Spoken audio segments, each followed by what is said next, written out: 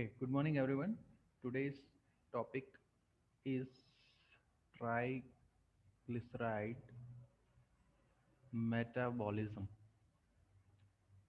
Okay, it's an important question, can be asked in 5 marks of short note. Okay, so triglyceride, which is also known as the TAG or triacylglycerol because of its structure. Commonly we know triglyceride as neutral fat. Okay, and in our lipid profile, okay, the serum triglyceride represents the external fat what we consume from diet. Okay, so it is the major dietary lipid, major energy reserve which is getting stored in adipose tissue. So adipose tissue act as a reservoir of TG. By structure, it is ester of trihydric alcohol, that is glycerol and fatty acid. So in its structure, there will be ester linkage between glycerol and 3 fatty acid. It's mainly helpful in synthesis of phospholipid. Also, it has a multiple role. It provides energy on lysis as well as the oxidation process. So this is the structure of triacylglycerol, which you already know. So in that there is a this particular portion represents the glycerol part, and this R1, R2, okay, and actually this is R3, which represents the fatty acid part. So there is a ester linkage between this glycerol and fatty acid, which forms the structure of triacylglycerol or TG. So coming to the synthesis part, mainly this triacylglycerol are synthesized in the liver and in adipose tissue. So one source of this synthesis of triacylglycerol is the carbohydrate, that is our glucose. So how the extra glucose or carbohydrate gets converted into the fat is by this pathway. So if you see here in liver, in the process of glycolysis, we have one intermediate which is getting formed, that is dihydroxyacetone phosphate, which is known as the DHAP. In the presence of enzyme glycerol phosphate dehydrogenase, this dihydroxyacetone phosphate will be converted to glycerol phosphate. Okay, the coenzyme required here is NADH. So dihydroxyacetone phosphate undergoes the process of reduction and forms glycerol phosphate. Another way to form this glycerol phosphate is from free glycerol molecule. With the help of enzyme glycerol kinase, there will be generation of glycerol 3 phosphate. Okay. In this reaction, there will be consumption of 1 ATP. So there, in the liver, we have two sources for the generation of triacylglycerol. One is glucose, and second one is free glycerol molecule, which can be a product of digestion and absorption of lipids. However, in adipose tissue, we cannot utilize this free glycerol molecule to form TG. Reason being, there is absence of the enzyme glycerol kinase. Okay, so in adipose tissue, we cannot utilize free glycerol to produce TG. That is because absence of enzyme glycerol kinase. Okay, so that can be one of the give the reason question. So only source for generation of glycerol phosphate in adipose tissue is glucose.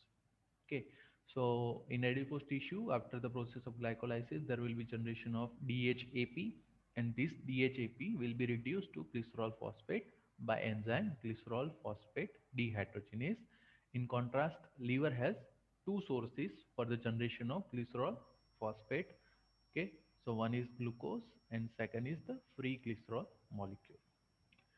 So triacylglycerol synthesis, we just now look how it takes place in the liver and in adipose tissue. So sources for both are bit different. Also the purpose of generation of TAG synthesis is different. In liver, whatever triacylglycerol are synthesized, they will be packed and they will be formed into the lipoproteins. So TAG, whatever has been synthesized, they will be combining with the proteins and they will form VLDL, and this VLDL will be transported to other tissues. It can go to adipose tissue, it can go to brain, heart, etc. etc. In contrast, in adipose tissue, whatever triacylglycerol will be synthesized, they will be stored. Okay, there will be no lipoprotein synthesis here because it takes place in the liver. In this adipose tissue, whatever TG will be synthesized, they will be stored as a fat, and depending on the requirement, they undergoes the process of lysis for the energy purpose. Okay. Another difference here, the only source will be carbohydrate. Here, carbohydrate and glycerol both are source for the synthesis of TAG. So this particular slide is kind of summary of the previous two slides, which you can look afterwards. So as we mentioned, in adipose tissue, the glycerol kinase is deficient and the major source is DHAP, which we get from the carbohydrate. So the synthesis of TG in adipose tissue depends on the carbohydrate sources. So in the process of synthesis of triacylglycerol, the main enzyme will be the acyl transferase. So the fatty acyl CoA molecule will be the donor of the fatty acid, and the fatty acyl CoA molecule will transfer the fatty acid to the OH group of the glycerol. Okay, so the fatty acid donor will be the fatty acyl CoA, and it will transfer its fatty acid to the OH group of glycerol with the help of enzyme acyl transferase. In addition, we have another pathway in intestinal mucosa where there will be triacylglycerol synthesis which occurs by the monoacyl glycerol pathway. So this pathway will produce two monoacyl glycerol which are reesterified with fatty acyl CoA to form triacyl glycerol. Okay. So remember, triacyl glycerol means there will be three fatty acid chain attached with the glycerol. In monoacyl glycerol, there will be one fatty acid chain. In diacyl glycerol, there will be two fatty acid chain. Okay, fine. So this is the pathway of TAG synthesis. So initially part we have already discussed in liver. It can be synthesized from glycerol also with the help of enzyme glycerol kinase. The product will be glycerol 3 phosphate.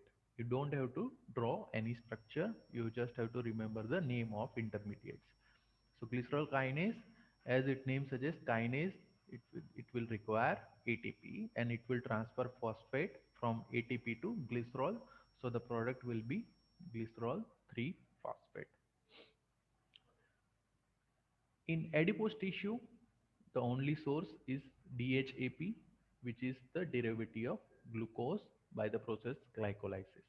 So DHAP can be converted to glycerol 3 phosphate by enzyme glycerol 3 phosphate dehydrogenase. It's a reversible process.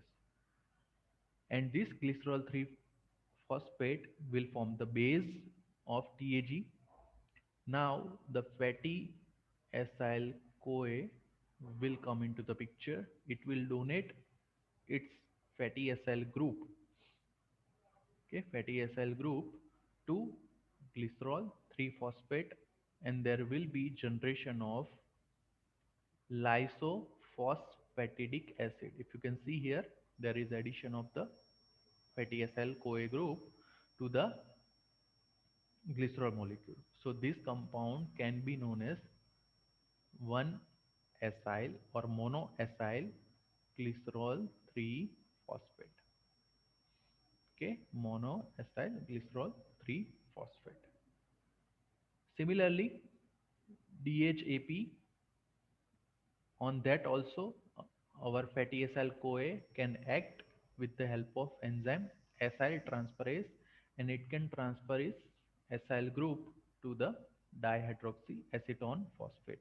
So this compound is known as the 1-acyl DHAP, and this molecule also can undergo the process of reduction and can be converted to 1-acyl glycerol 3 phosphate. Okay, so from adipose tissue we require DHAP, and for liver it can be produced from the glycerol also. Okay, so further on, moving on now we have to add another chain of fatty acid. So that process is the repeat process. The enzyme name will be the acyl transferase. It will transfer fatty acyl group from fatty acyl CoA to our lysophosphatidic acid. So now there is addition of another fatty acid to the second carbon. So the product here will be, we can say, is 1,2 diacyl, because fatty acid chain or acyl group is attached at the first carbon and second carbon. So 1,2 diacyl glycerol 3 phosphate. Another name of the compound is phosphatidic acid, which you have seen in phospholipid.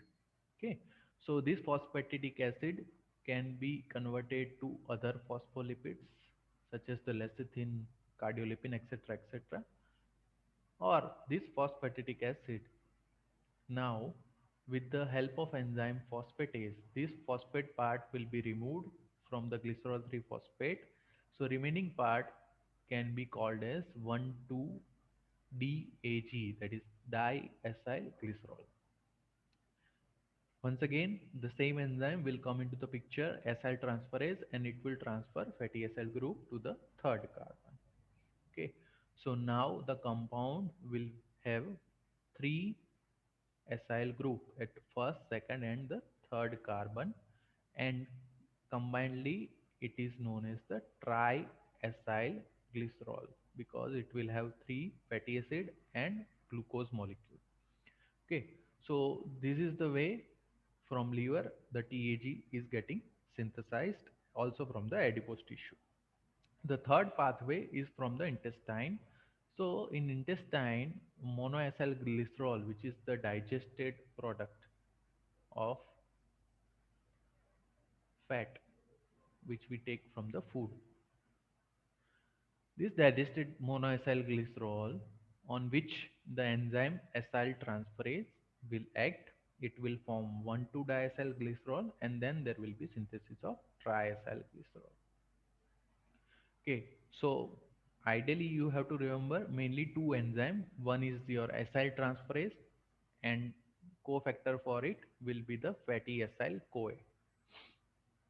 Okay, and initially you have to remember the name of enzyme glycerol kinase in case of source of TAG if it is glucose. Okay, fine. So it's a not that much complicated pathway. You have to remember the name, mainly two enzyme. Okay, and acyl transferase, as its name suggests, it will add a fatty acid molecule to the glycerol. So this is the way by which TAG is getting synthesized. So we know the synthesis of TG. So this particular pathway is just the TAG synthesis in adipose tissue, and how the extra glucose which can be utilized for the production of TAG. So in adipose tissue, now what happens? Usually it is in the storage purpose. The fat will be stored in the form of TAG in adipose tissue. Okay, so now we are coming to the utilization of this triacylglycerol from adipose tissue. So as when condition required, suppose in case of starvation or when we require extra calories, or in case of low carb intake, in all this condition body has to depend on the fat, which is stored fat of our body, which should be utilized to give us the ATP or energy. So during at that time what will happen, the stored triglyceride, we have one enzyme which is known as the hormone sensitive lipase or HSL, which is present in the adipose tissue.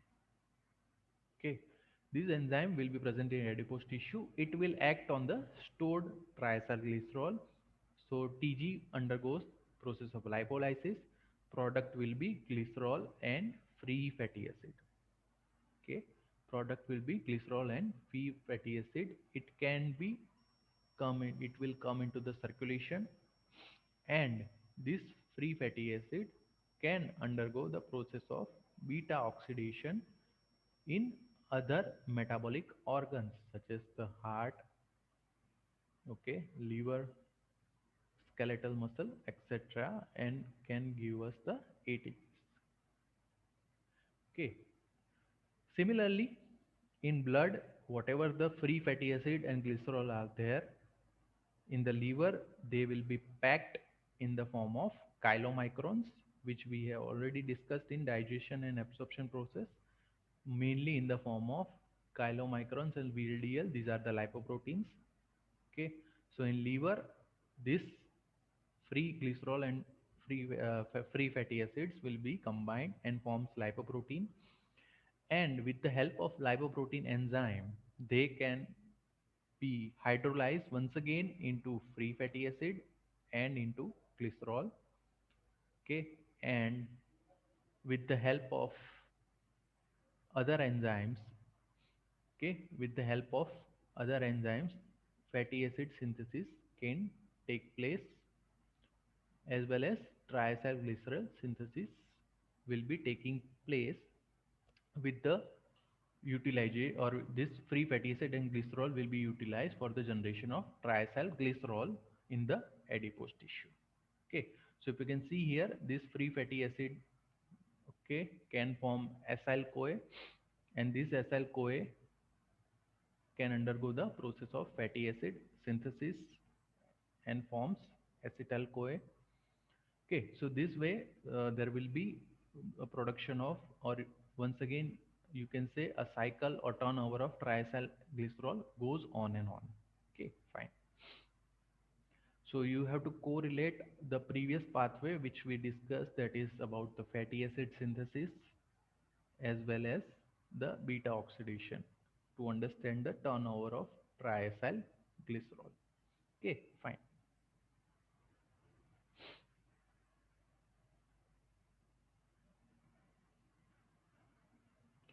Regulation. So in this you have to remember, just like that, glucagon will activate hormone sensitive lipase. Glucagon or epinephrine, these are the enzymes which will activate the hormone sensitive lipase. So what they will do, they will hydrolyze the stored triacylglycerol of adipose tissue into free fatty acid, and finally diacylglycerol, and then to free glycerol. Okay, so this is the way which one has to remember the regulation. In contrast, insulin will inhibit hormone sensitive lipase. Okay, glucagon or epinephrine will have a positive impact on hormone sensitive lipase. Okay, fine.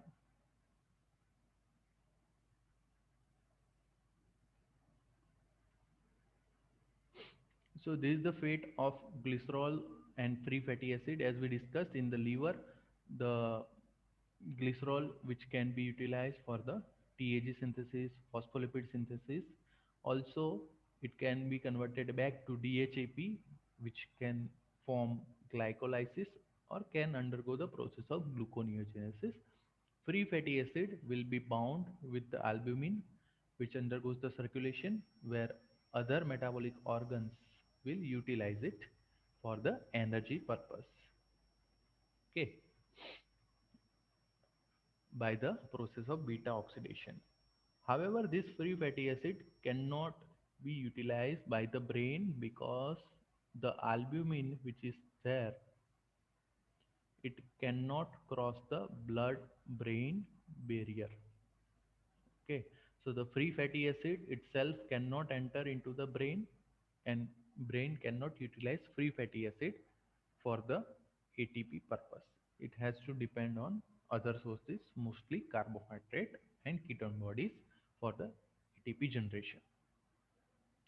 So metabolic changes which take place in the adipose tissue can be divided into two phases, during the well-fed state and during the fasting stage. So during well-fed stage, what will be the main thing here? We will have carbohydrate. Okay. Also, there will be release of insulin. So insulin will promote the lipogenesis. It will inhibit the lipolysis by inhibiting hormone sensitive lipase. Okay. And lipoprotein lipase will be activated by the action of insulin. So one difference we have to remember here, hormone sensitive lipase will hydrolyze stored fat or TAG of adipose tissue.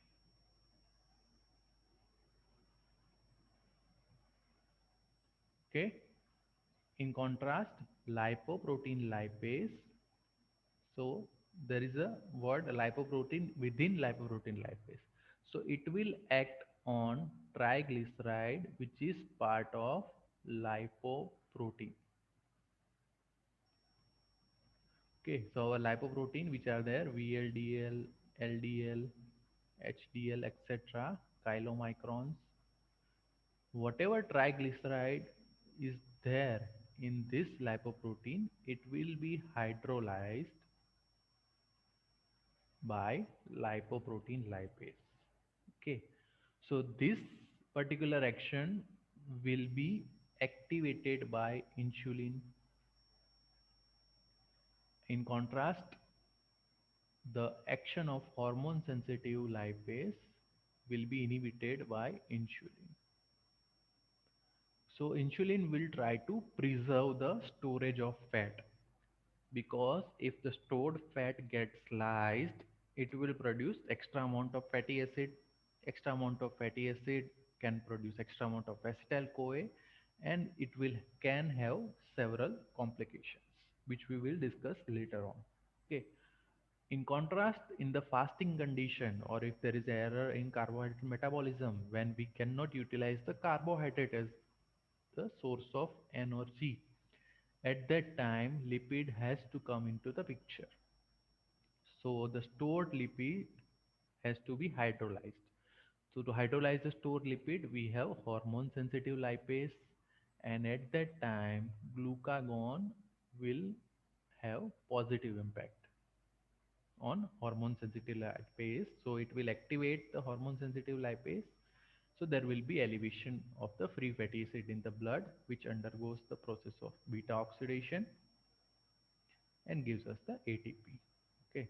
So these metabolic changes you have to understand, because metabolic changes which are taking place during the well-fed state or during the fasting condition, okay, they can be asked in the separate short note, and it's been frequently asked in last few papers. Also in NEET PG examination, there will be one kind of MCQ based on this kind of concept. Okay, so you have to know the basic, you have to have basic idea about what this particular pathway does to our body and what is the impact of our main hormones such as the insulin and glucagon on these pathways.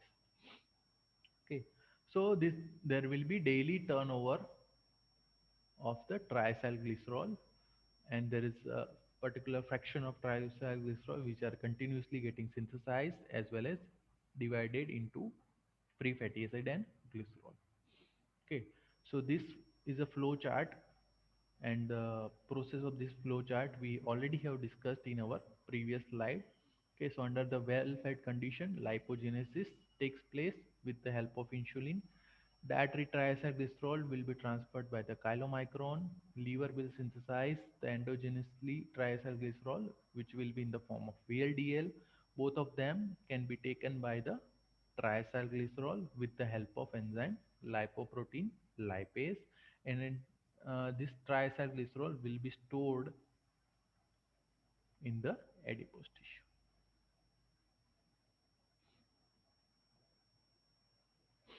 Okay, so this particular slide is just a revision of the previous thing which we have discussed.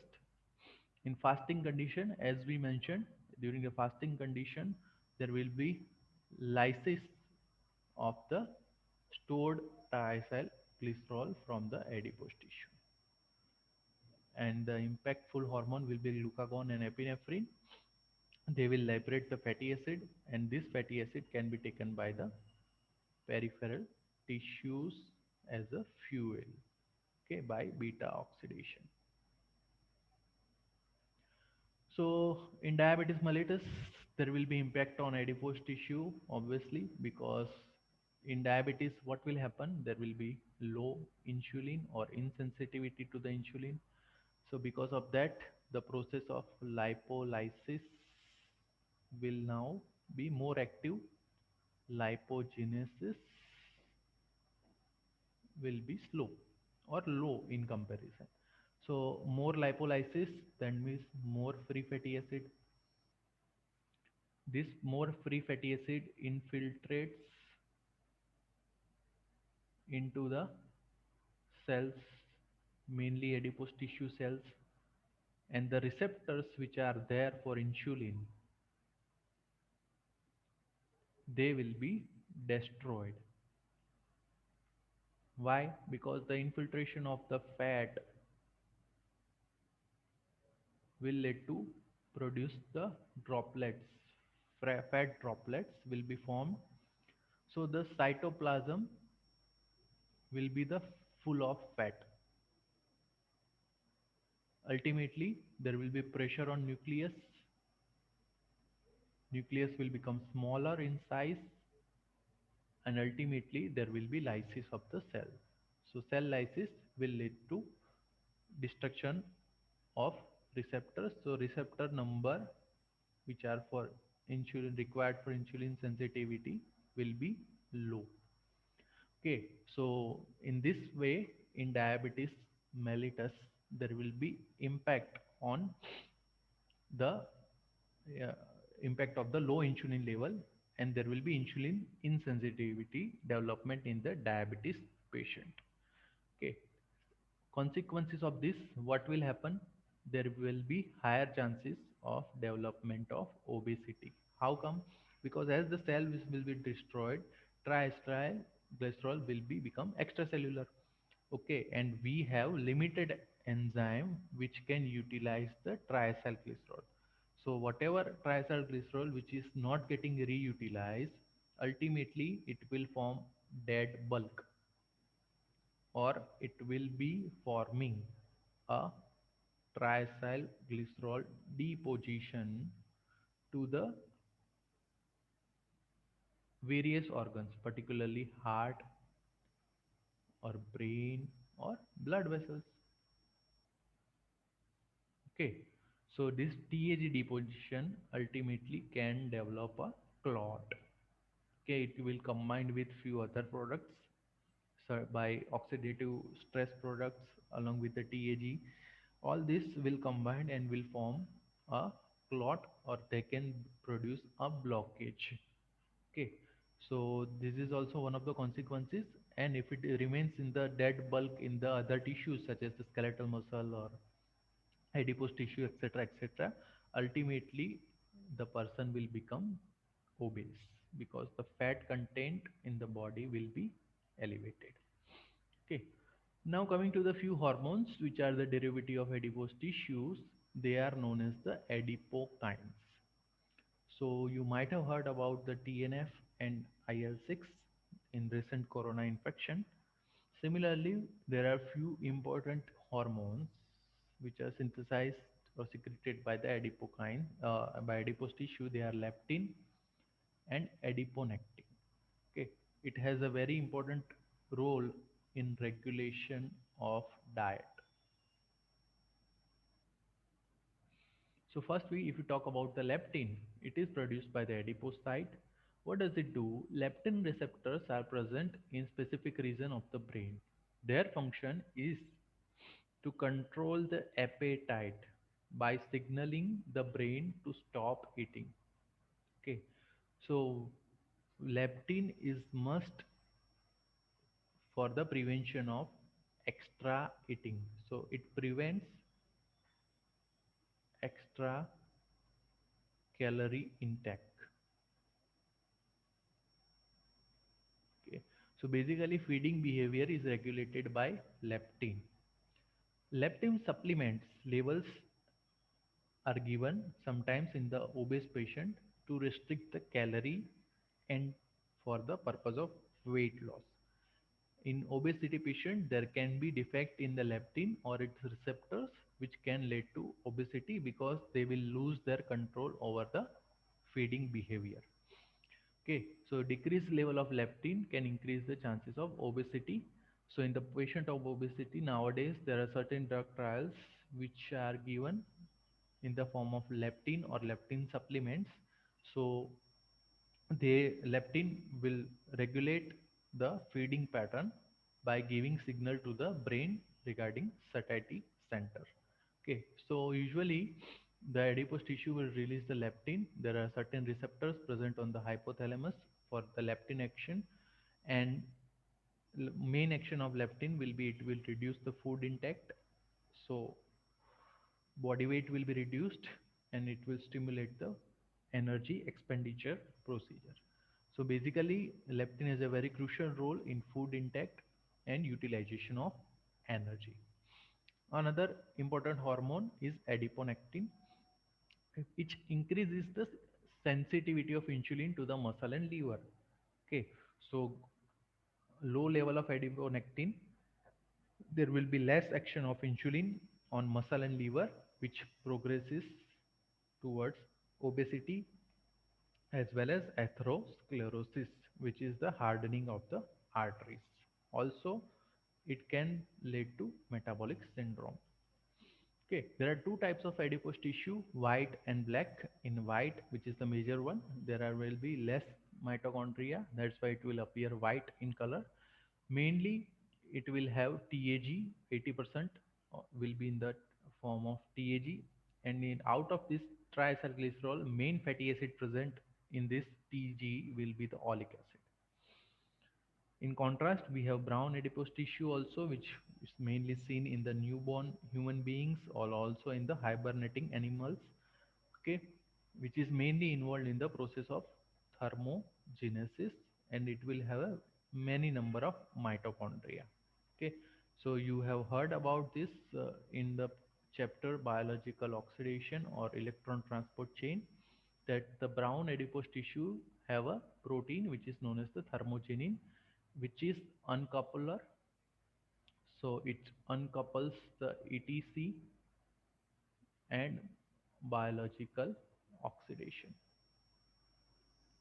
So whatever free electrons which are generated or proton pump gradient which has been formed, instead of trapping to ATP, here it will directly produce the heat. Okay. That is possible because the brown adipose tissue will have an uncoupler known as the thermogenin. So it will liberate the heat by uncoupling the oxidation from the phosphorylation process, and it is very helpful in infants and the few animals which are living in the very cold stage or during the hibernating phase of any animal. Okay, so this is the about the triacyl glycerol metabolism. Okay, so you have to remember the mainly the metabolic changes. Okay, metabolic changes which are taking place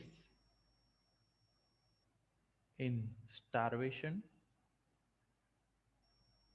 and during the well fed state. Also, the correlation of insulin and glucagon activity in relation with the obesity or other cardiovascular disease.